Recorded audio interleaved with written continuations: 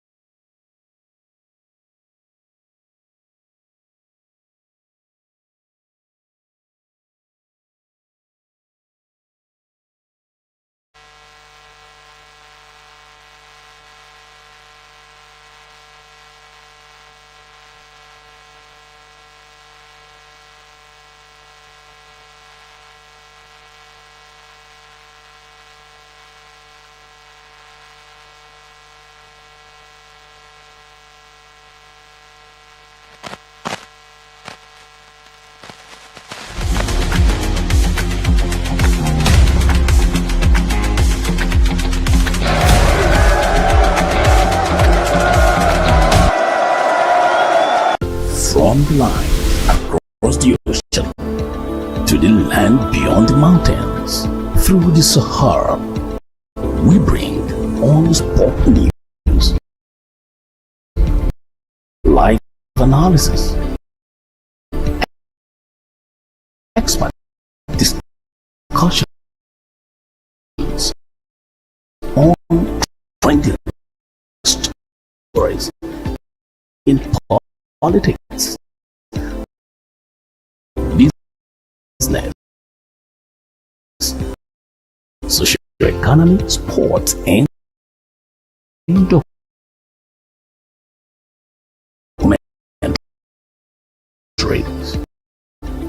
So catch all the updates on the happenings around the globe. Stay focused on the fact today, only on ATN.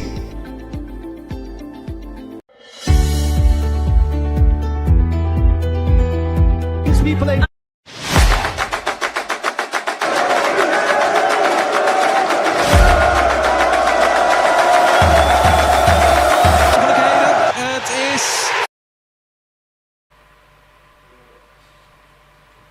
All right, Port Harcourt-based sport enthusiast, basketball enthusiast to be precise, has praised the organizational structure of the Nigerian Premier Basketball League, rather describing it as one of the most impressive edition in recent years. Watching the games unfold at the 59 Niger Street in Port Harcourt Township, Ayon noted that the level of coordination and competition reflects a new wave of professionalism in Nigerian's basketball.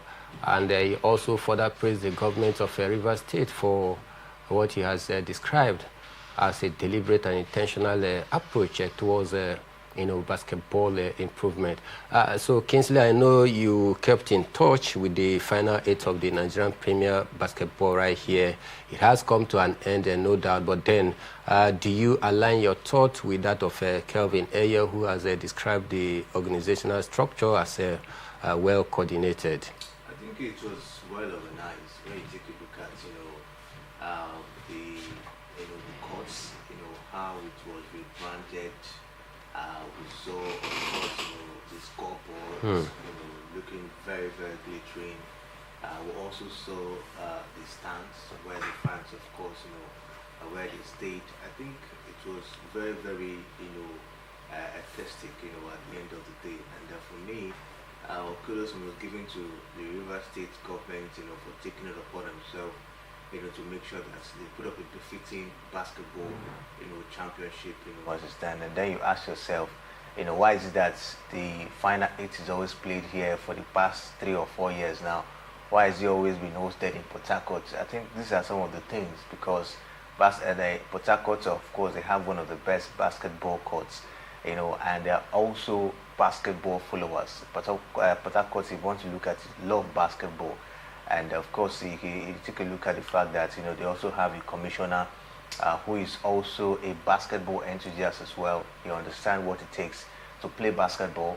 You understand what it takes, of course, to host a basketball championship. And I think these are all of the benefits River State have, and that's why they've been having an edge. Having the edge in terms of hosting and as well performance. As it stands. So. I think for me it was a well-organized, tournament. Everything was glittering, and I tell you, it looks as if maybe we're in Rwanda or probably South Africa, of course, playing basketball, because that was how the atmosphere looked like. And it was even lovely that at least people could stay at their home and stream the games. That was, the most important aspect of it. The games were live. You can go on YouTube. And stream it, and it was very, very lovely. That is what we want. Let's expose our basketball, to other parts of Africa, to Europe, Let us also see what we are doing now. With that, you never can tell. It will also attract, foreigners to come in, maybe in terms of sponsorship, or probably also attract players, to come in as well, to join, some of the teams, down there. So we have to really sell our markets. Whatever we're doing, let's not just end here, in Nigeria. Let's see how we can export them, to make it global. The Premier League today is being referred as one of the best to say. It's because of the way the organizers, they've sell the league, to the world. It's due to the way they've exposed, the league, to the world, not just England, of course, to say at this point in time. So I think it's a good one. If we continue like this, I tell you, basketball in Nigeria will be one of the best. Talking about the basketball league, it will be one of the best, and of course in Africa. We understand South Africa, they have a good basketball league. You go to Rwanda, very good basketball league as well, and some other African nation. I think it's time for we to also look at how to project our own and make it, of course, more better than what, of course, we've seen at this point. And for me, it was a top-notch organization from the River State government. Meanwhile, Ayo further observed that while Nigeria's basketball scene is showing signs of improvement, the country still lags behind some African nations in terms of organization and long-term development, particularly when it compared to the North African basketball structure. In that very one. Meanwhile, the Nigerian Premier Basketball League Final 8 concluded with Lagos legend, Rivers Hoopers, Boko City Chiefs, and Nigerian Custom booking their places in the Final 4. a quartet will not only battle for national championship but also for a coveted spot in the Basketball African Nigerian Premier Basketball League season is expected to wrap up with the Final Four championship scheduled for November 20th to 24, 2025, as the excitement around the league continues to grow. Also, we know that the final 8 has come to a conclusion. The last 4 will take place on the 20th to 24th of this month. If you take a look at how Lagos Legend kept 100% record during the first phase of the final 8, I may want to say that Rivers Hoopers, whom many are projecting to defend their title successfully, might just be wary of Lagos Legends. Yeah, of course. Rivers Hoopers, I think they should, like I mentioned, it will be business as usual for them. When you take a look at the performance, of Lagos Legends, you talk about Nigerian Custom, even the Boko City Chief. You understand how Rivers Hoopers struggled, against Boko City Chief, of course, this time around. So it's not going to be business as usual, and that's why they should, step up their performance. They should, of course, go back, re-strategize, and see how, of course, to get themselves, better. This is the Final Four, and we have the teams that got promoted or that are qualified to the Final Four are very, very good. You can't take anything away from them at this point in time. So for Rivers Hoopers, if they still want to dominate the league, if they still want to pick the tickets to represent the country in the Basketball African League, then they should be able to up their game. Yes, they had an impressive run. I think they only lost to Lagos Legends. For me, I think yes, but despite that, they have to really step up their performance, because these teams will be coming very hard, especially Lagos Legends, Bogo City Chief. They will be coming very, very hard, at this point in time to compete. And I'm loving the competition. This is what we need. It's not every season Rivers Hoopers just go through, just like that, defeating other teams and picking the tickets. So I'm really loving this competition. It will keep the teams on their toes. The fans will be on their toes. The coaches as well will be on their toes. And of course, we'll also be expecting a blockbuster, encounters as well. So I think it's going to be a very, very fun-filled one, a competitive one. And I just hope that, of course, Rivers Hoopers, the host, will, of course, try most kind to see if they can took the tickets once again. All right, Rivers Hoopers need to do extra work to ensure that they retain the title that they won last season successfully, because taking a look at the unsustainable records of Lagos Legends so far, they need to just be very wary about the fast rising West African basketball club, talking about Lagos Legends. And they are the only team so far not to lose a point. They've won all their games en route to the last 4. And Rivers Hoopers, the Kingsmen, also made a cut for the Final 4. Boko City Chiefs, not also forgetting Nigerian Custom. Some of the whooping team in this year's edition in the Final 8 were the likes of Kwara Falcon and the Kano Pillars. They were not just good enough, as they could not pass through the Final 4.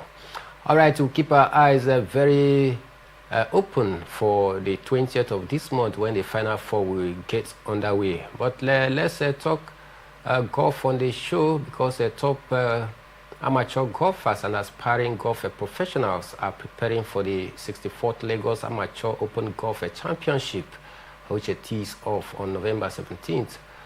Played over 54 holes. The Lagos Open Golf Championship is a world amateur golf ranking event administered by the R&A and the USGA, attracting top amateur golfers from Nigeria and around the world. Over the years, golfers from South Africa, the West African sub-region, and Kenya have participated in the competition. The championship, which is the longest running amateur golf tournament in Nigeria, has become a nursery of a sort for inspiring golf professionals and has produced successful professional golfers in 2018. Visiting Kenya, amateur golfer Samuel Njoroge won the 57th edition of the championship at the Ikoyi and has gone on to become a successful professional golfer competing on the European tour. Kingsley, we have been hosting some golf championship right here in the country for the past 5 years. And it looks as though we are beginning to take it serious. But then, if you take a look at countries like Sri Lanka, India, South Africa, they are known for their impressive records when it has to do with cricket. Talk about United States of America, you can't underrate their width when it has to do with basketball. Different countries have their own areas of specialization in sports. Golf, in the last 5-7 years right now, we've been hosting some continental and international golf competition right here, but we have not produced any renowned golfer that is playing professional golf at the top. Don't you think it's high time we begin to pay special attention to golf? Of course, I think we really have to pay attention to golf. It's not that attention is not being paid, but the attention is not enough in terms of producing top golfers, here in Nigeria. I think we have to be much intentional, much particular about it if, of course, we want to be known as one of the golf nations down here, in Africa. You talk about the likes of South Africa, other African countries that are well known when it has to do with golf. They are actually being intentional about it, right? They host competition, domestic competition, and all of that. So this competition is not what you see once in a year. Possibly you could see it, on and on, or it could be like, for a very long time. So for me, I think Nigeria, we have to be much intentional about it. But we've not really paid that massive attention in terms of golf. How many times do we really talk about golf? How many times do we that the National Sport Commission have they come out to say this is what we want to do about golf, and all of that. So I've not really seen that massive efforts in projecting golf, as a sport here in Nigeria. We've only been focused more on athletics, football. You talk about basketball. These are areas we've been, laying emphasis on.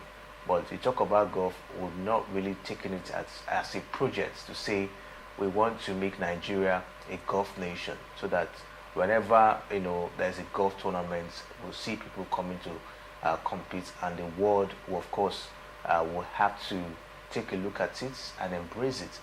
So we've not really taken that bold step, and I just hope that maybe this will be a wake-up call for the National Sport Commission as well, to see if they can also make sports, golf, a major sports, down here in Nigeria. But it's really going to take a lot. It's going to take a lot of resources, because you have to see how to sell the sports.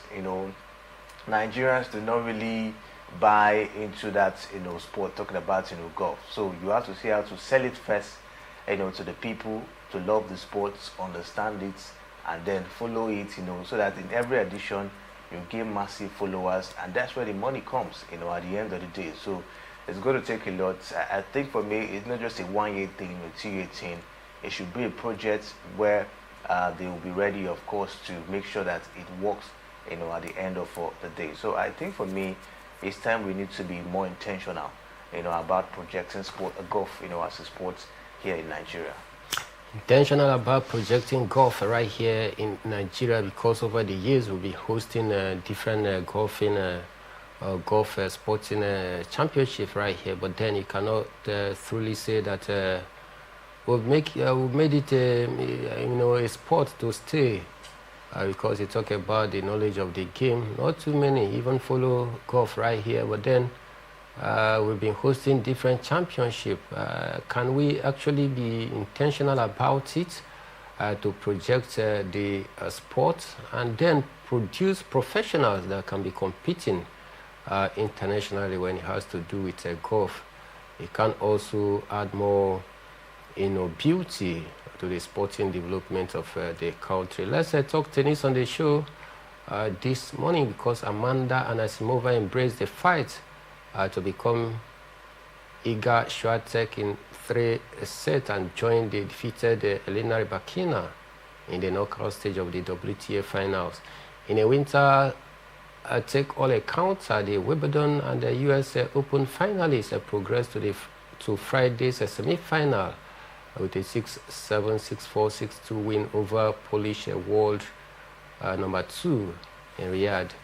And Anisimova also was very impressive in that particular match yesterday, as we saw some of the massive serve, especially the backhand serve from her.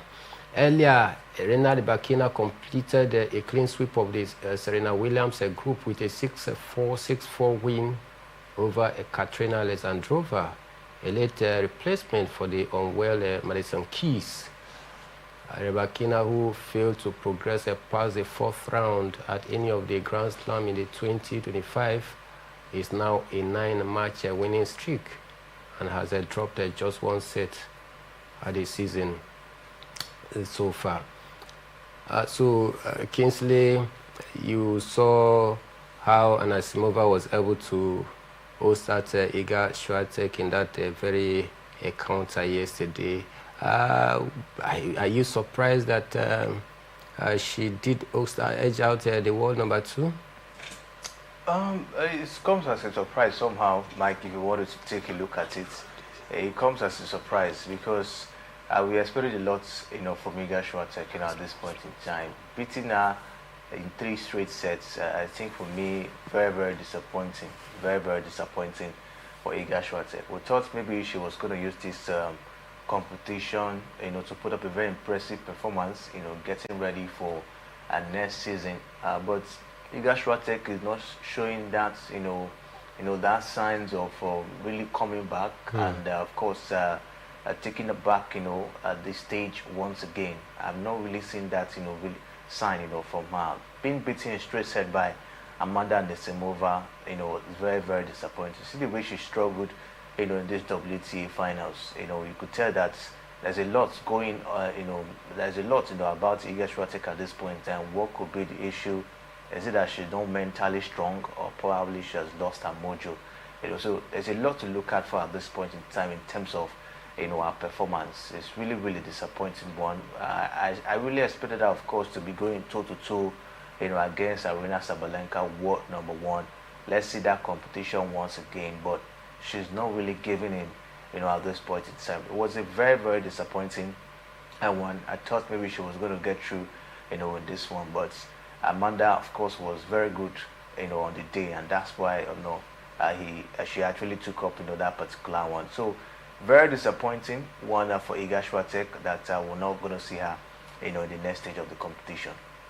Disappointing one for the world number 2, talking about Iga Swiatek. Meanwhile, in the Stefano Graf group, world number 1, Aryna Sabalenka, we play defending champion Cory Kokogov, while Jessica Pegula faces the already eliminated Jasmine Paolini in today's final round robin matches in that one. So we are back tomorrow. We do to serve you some of the latest results in today's game, if time permits. Still talking tennis on the show, Venus Williams has been awarded a wild card for Auckland Classic in January.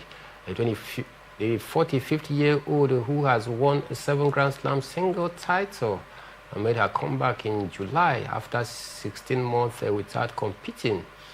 She defeated fellow American Python 10, then ranked 35th in the world on her return at the Washington Open to become the 2nd oldest woman to win a WTA Tour level single match. A month later, she was given a wild card into the main draw of the US Open and impressed in her 3-set loss to Czech's 11th seed, Karolina Muchova, in the first round. Williams is set to play at the Auckland Classic, a tournament she won in 2015 for the first time since 2023. It takes place from 5th to 11th January and proceed the Australian Open. The first Grand Slam of the 2026, which is scheduled to start on 18th of January. So for Serena Williams, she has gotten a wild card for the Auckland Open at 45. Do you still see her competing, effectively, or she just wants to keep fit? We shouldn't expect anything much, from Venus Williams, at this point in time. I don't think she has what it takes to compete with these other players, these young players, of this generation. I don't think she has what it takes. I think the organizers are just trying to see how to boost the image of the tournament, more money, because people want to watch what Venus Williams will be coming, to do, what she brings, of course, to the table at the end of the day. Much attention will be paid, to the tournament. So I think that's what the organizers are trying to do, giving her a wild card, to come participate. So talking about performance, I don't think we should expect something much, from them, from her, of course, this time around, because I don't think she has what it takes, the strength, to face this young generation of tennis players, as it stands. She really, of course, she has not, she has probably lost, her mojo, if you ask me. I don't think she has that energy again, to push very hard, as it stands. So Venus Williams is just there trying to, of course, also put herself on the limelight once again.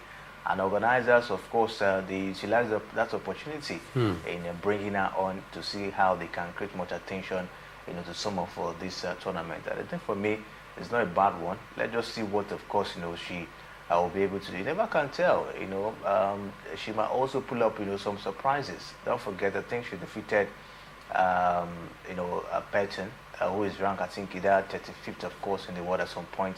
And so we just can't just rule her off, at some point. Though we understand that she does not really have what it takes, to go find the competition, but we might just see those surprises, coming in again, based on the experience, level, from her.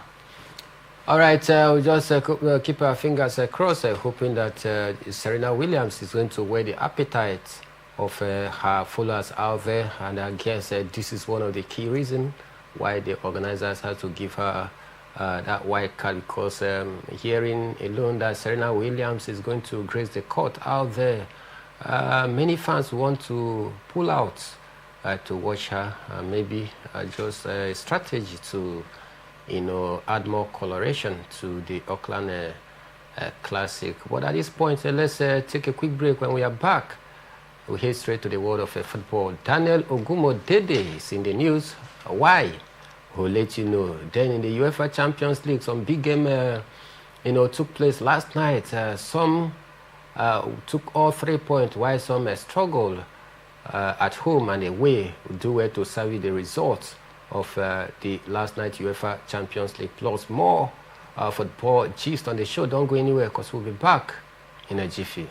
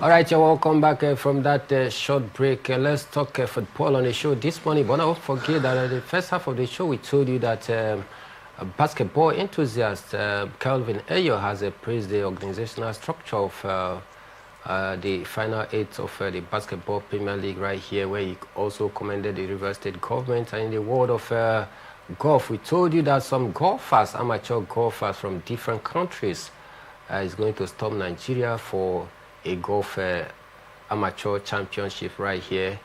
In the world of football, Nigerian Premier Football League, that is NPFL champions, Remo Stars, have of course, come out clean to distance themselves from the earlier report that is circulating around the air that their head coach, Daniel Ogumodede, has resigned from the post. Ogumodede was reported to have quit the position on Tuesday following the Sky Blues poor starts to the 2025-2026 season. The Kenneth club currently occupies 17th position on the Nigerian Premier Football League table with 10 points from 8 games played thus far. They were also eliminated from the CAF Champions League last month following a 7-1 aggregate defeat to Mamelodi Sundowns of South Africa. So Kingsley, few days ago, the story made round that the man has decided to pen down his resignation. But we said we are going to dig deep and find out the true situation. But then last night I was able to chat their media officer. His response was that there is no truism in such a report. And of course, but with the way and manner Remo Stars Football Club, after winning the league last season, let go of many of their key players, is that not enough to say that there must be an atom of truth in that report, that Daniel Ogumodede might just be thinking of quitting Remo Stars? Talking about letting go of key players, I think they just maybe send a player. The purport, they got better offers probably and have to leave, all right? It's just that we didn't hear of maybe, very good replacements, from this from the team, after the departure, of these players. And I think the departure of the players, of these key players, you talk about, also might have affected them, this season for not putting up appropriate, replacements, to see how to close the gap, as it stands. So. And it happens to teams when key players like that, leave. If you bring new ones, they will also take time to adapt, to the football, to the team, pattern and all of that. So for me, I think Remo Stars, they just have to see how to regroup themselves.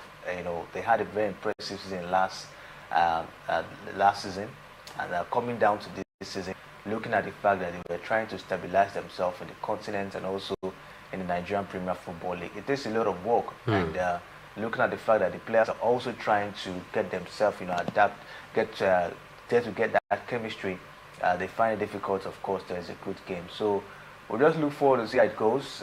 Thank God, of course, the team have come out to, debunk that rumor of Dan Ogumodede, leaving the side. So I think that, with him still at the helm of affairs, they still have a bright future, ahead of them. They just have to work. Redundancy happen to teams. This is not the first time. And I think Daniel Ogumodede, with his level of experience and as well with the good management of Remo Stars, I think they can, of course, get themselves out of where they are, at this, point in time. It's just for them to keep fighting and see how, of course, they can start winning games in the Nigerian Premier Football League. What has happened in the CAF Champions League. Understand in the past 3 years, since they've been competing in the CAF Champions League, they've not been able to move out of the preliminary round of the competition, which of course you say is very bad. What could be responsible, as a stand? Experience. They don't really have the experience, playing in the continent, so they really need time, to gel. But I believe these 3 years they've played, possibly maybe the next time they can also find way seeing how they can go far, in the competition. Ogumodede is a very good coach, and I just hope that, of course, he continue to do what he knows how to do best, of course, in the side. Since he has been with the team for a very long time, came to the Nigerian Premier Football League, won the league, and then this season, yes, we'll understand a little bit of setback. It's not something for me. I think the management, of course, should let him go. And thank God they've come out to say Okumodede, of course, is still with them. I think he's currently undergoing, an advanced, course, in terms of, his coaching career, at this point in time. And I think for me, that's an upgrade, for him. There's been a lot of talk about him being distracted with the fact that, of course, it's also the assistant manager in the Super Eagles of Nigeria, as well as being a manager in Remo Stars. Distraction, so many persons say, of course, coming in down there. But he was still managing, being assistant in the Super Eagles, and also managing Remo Stars when he won the league last season. So I think it's just for him to balance things and see how, of course, to take the club to that enviable height once again. Still talking about distraction, hence you mentioned about that. Let's talk about the distraction. The distraction of combining the national team job and the club affair. Then again, some key players that were major players in that last season winning team let go. Of course, no doubt it's a privately owned club and they want to make money. A big offer comes for their player, that is the way to make money for themselves as a privately owned. Well, about the distraction combining the job of national team and that of clubs, you think it has in any way affected Remo Stars, Daniel Ogumodede team negatively so far this season, and that is why they are starting the season on a very poor note? Because the reason why I had to ask, if you say that, it is a distraction on the part of Ogumodede to combine it. Last season, just like you mentioned, he was also with the national team, yet they still won the league. In fact, last season, he missed about 12 to 13 matches. Out of the 38 matches, he mixed 12 to 13, yet they still won the league. Do you, subscribe to that line of thought that the distraction between the national team job combining it with the clubs has really affected the team? I think we can't just rule it out to say that Ogumodede is not distracted a bit, at this point in time. You're serving two masters at the same time. No matter how good you are, there must be that little bit of distraction. All right. His presence in the touchline has a way of motivating the players on the pitch. That's just the truth. All right, Ogumodede's presence in the touchline has a way of motivating the players. If you watch Remo Stars last season, and then take a look at the coach, the way he addressed the players, maybe after halftime. I saw some clips of him addressing the players, during before the game and during halftime. You saw how motivational he was. And the players get into the pitch and get the job done. So they believe in the man, and his presence in the touchline, of course, somehow motivate them to get the job done.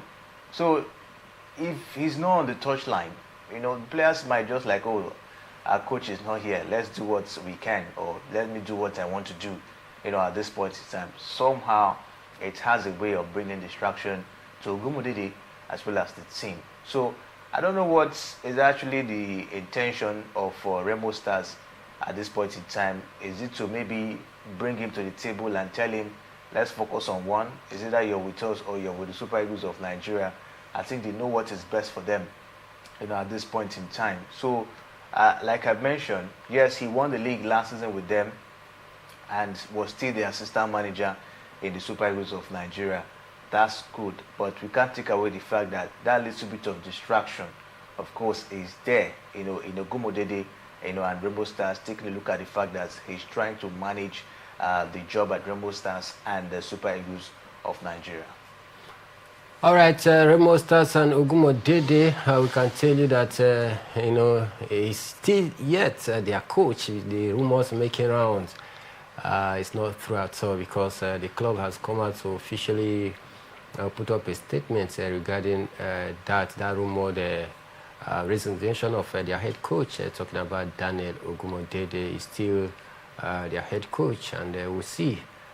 Some have said the distraction that have led to the poor start to the season might just be the reason why Daniel Ogumodede is thinking of resigning, but then the club has come out to say there's no atom of truth in some of those circulation going around the social media.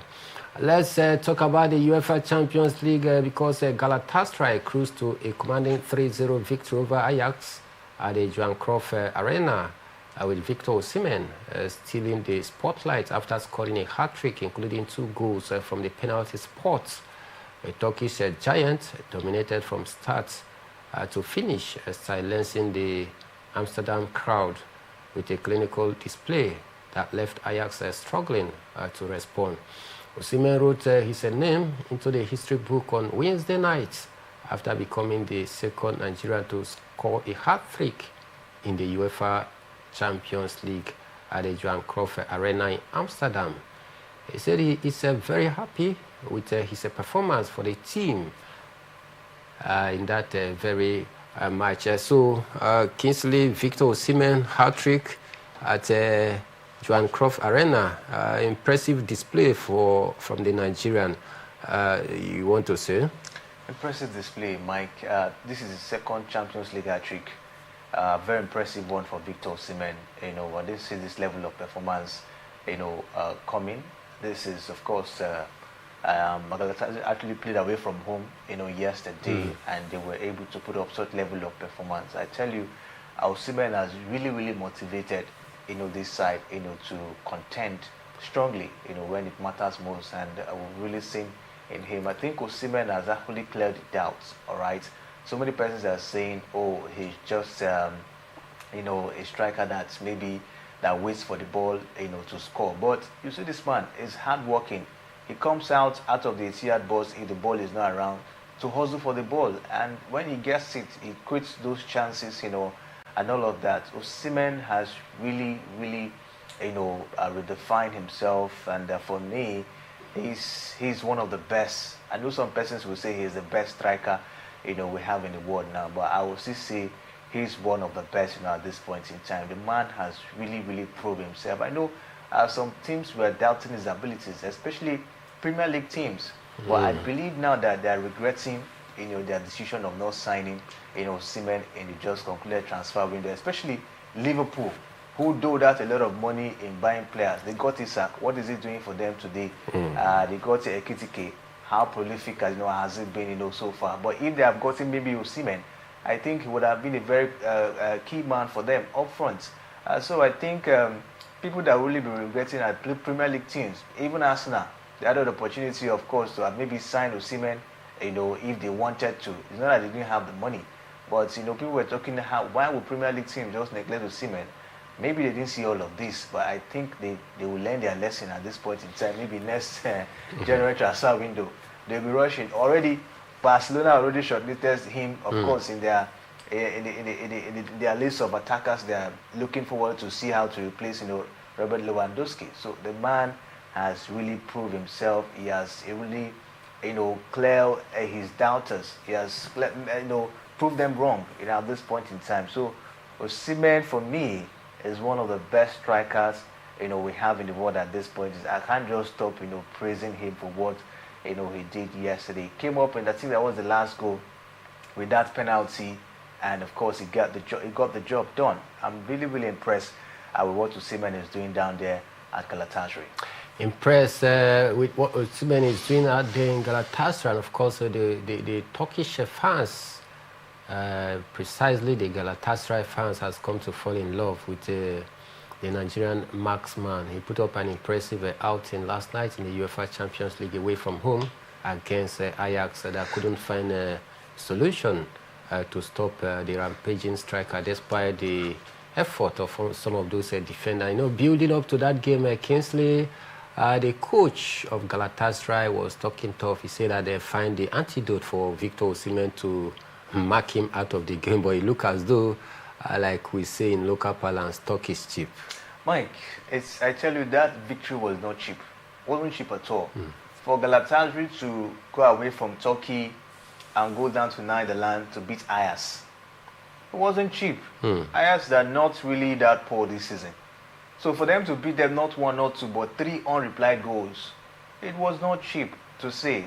So I think they didn't really find the antidote at all. What they discovered was not the true this thing, for Osimhen, at this time, because the man was everywhere. All right, it was everywhere and causing a lot of troubles for the defenders, yesterday. So for Ajax, I think maybe you just leave it for another day. But I think Galatasaray look very formidable. You see the way they possess the game, and Osimhen up from there getting the job done.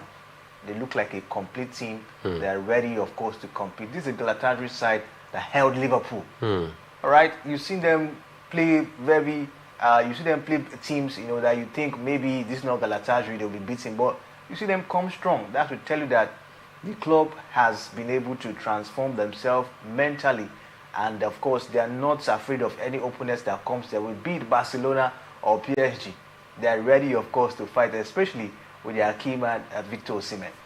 All right, more of this incisive analysis will come your way in the evening regarding the UEFA Champions League matches that were played. But before we leave, let me serve you some of the results of last night's UEFA Champions League, because Pafos surprised Villarreal 1-0. Qarabag held Chelsea to 2-2 draw. Ajax, like we told you, lost to Galatasaray at home 3-0. Benfica lost at home as well against Bayern Leverkusen 1-0. Club Brugge played 3-3 against Barcelona, while Inter Milan beat Karat Almaty 2-1. Manchester City saw off Dortmund 4-1. Erling Haaland was on the score sheet, who can tell you for sure. Marseille were beaten at home by Lucas Atalanta 1-0. Newcastle United got a beat of Atletico Bilbao 2-0 in that one yesterday. In the evening, like I said, I'll do it to bring you some of this incisive analysis, and then we'll get to serve you the features of tonight's European club football as well. I did a show this morning alongside Kingsley Emmanuel. Kingsley, it's been great doing this with you this morning. Yeah, Mike, nice to be here this morning. Of course, we'll be back, just like you mentioned, in the evening to take a look at some of the Europa League and Conference League games as well.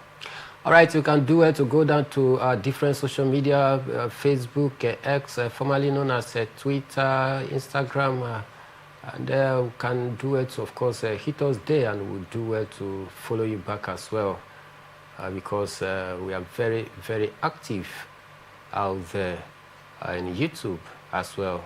My name is Emmanuel Michael, the Prime Minister of the Airways, and we are saying have a nice day ahead, and see you in the evening.